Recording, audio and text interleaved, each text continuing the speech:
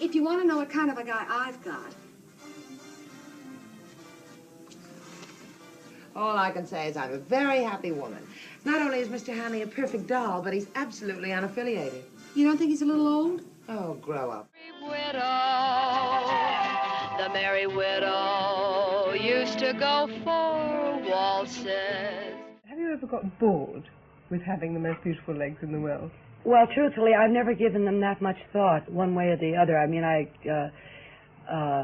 don't get bored with it, no, because it's been a part of my career, so it goes along with everything else, whether it be legs or arms or hair or whatever. It's just that's been a part of what's been a part of me, you know. For decades, Hollywood treated Betty Grable's legs the way tourists treat a national monument, something to admire, photograph, and talk about endlessly. By the early 1940s, those legs weren't just famous, they were a cultural landmark. Life magazine literally called them a major Hollywood landmark, and studios insured them for $1 million, an astronomical amount at the time. And yet, behind all that attention, behind the posters and the pinups and the publicity stills, Betty Grable herself had a much more grounded, almost deflating view of the very body part America was obsessed with. It's almost funny looking back at the 1943 Life profile where Betty and her legs shared equal billing. The magazine's photo essay barely showed her face. Out of 14 pictures, only one featured it. The rest, legs in motion, legs at rest, legs posing on a prop beach, legs wrapped in stockings, legs dangling from the side of a convertible. The camera studied her limbs the way it would a coastline, like something carved by nature and worshipped by the masses. But Betty Grable, the woman attached to those legs, saw something entirely different. And you've never been through a stage where it began to worry you terribly that perhaps your legs wouldn't be beautiful forever? Now you're going to start me worrying. No, I haven't. No, I haven't really, not yet. No. I haven't, as a matter of fact, any part of anything that I have ever done. I think that's the main fault that some women do have, that they worry so much about things that I think then it happens, you know? And it's not going to do a darn bit of good if I do worry, right? I don't think. I hope this doesn't sound rude, but when you've been a #1 pinup, is it an ordeal to grow older? To her, they were just legs. They are fine for pushing the foot pedals in my car, she joked to Life, and you can almost hear the dry humor behind it, because Betty understood exactly what Hollywood was doing. She knew her legs had become a marketing strategy, a cash machine, a national distraction during World War II. She knew the posters of her, especially that iconic back-turned swimsuit pose, boosted morale for soldiers overseas. But she also knew Hollywood had reduced her to a lower half long before it ever appreciated the full picture. Before she became a star, her earliest film work barely required her to speak. Her legs got jobs before she did. She was hired as a leggy extra, a body part standing in for a character.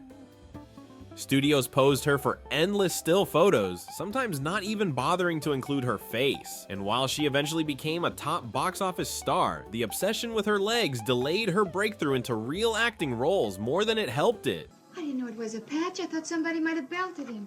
Honestly, Paula, why can't you keep those cheaters on long enough to see who you're with anyway? No, I'm not going to take a chance like that. You know what they say about girls who wear glasses? Maybe somebody shot him in the eye.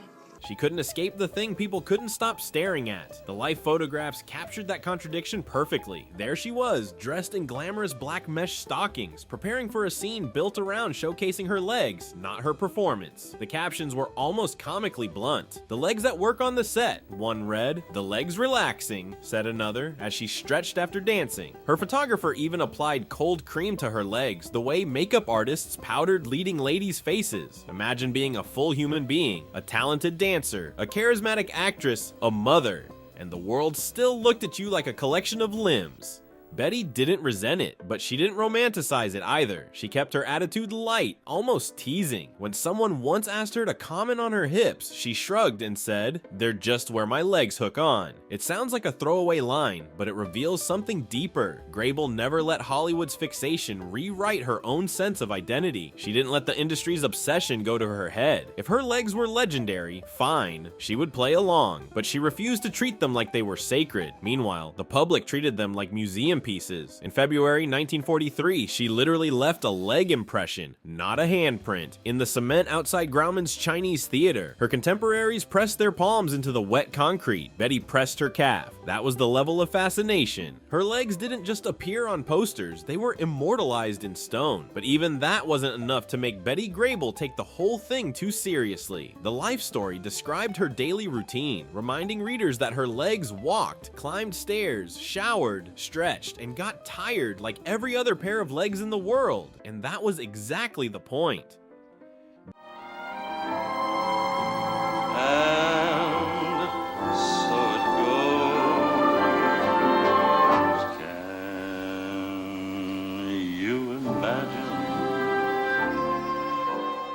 Betty's magic wasn't that she believed she had superhuman limbs. It was that she carried this global obsession with so much humor and ease. What most people forget today is that behind the pinup icon was a woman with sharp instincts and a strong sense of self. She navigated fame during an era that often valued actresses more for their appearance than for their talent, and she survived it by refusing to be swallowed by the image Hollywood created for her.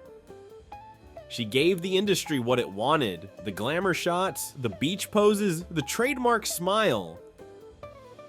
No, I like it. I really do. I think that every year I live, I'm happier.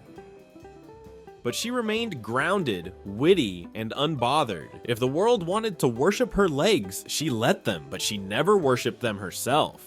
Her attitude was almost revolutionary for the time. Other actresses were pressured into idealized beauty narratives. Betty instead treated her own myth like a joke she was in on. She knew exactly what she represented to studio executives and soldiers and moviegoers, and she also knew that her real life didn't begin or end with her calves. That's why her answer, that her famous legs were fine for pushing the foot pedals in my car, feels almost rebellious. She stripped away the fantasy and replaced it with something honest. She didn't deny their impact. She didn't pretend the world hadn't elevated her body into a cultural symbol, but she neutralized the whole phenomenon with a single line, a reminder that Betty Grable was more than the pinup the world remembered. And maybe that's the part people forget. Yes, her legs helped make her one of the highest paid stars of the 1940s. Yes, she became a global symbol during the war, but the woman herself was sharp, funny, grounded, and fully aware of how absurd it was to have an entire country obsessed with a pair of legs. Her humor protected her from becoming a caricature. Her self-awareness protected her from believing her own myth, and her talent, which Hollywood often underestimated, ensured she stayed a star long after the cameras moved past her ankles. Betty Grable gave the world its fantasy, but she never let that fantasy define her. And in the end, that might be the most unusual thing she ever said about her famous legs. She never thought they were a big deal. Everyone else did.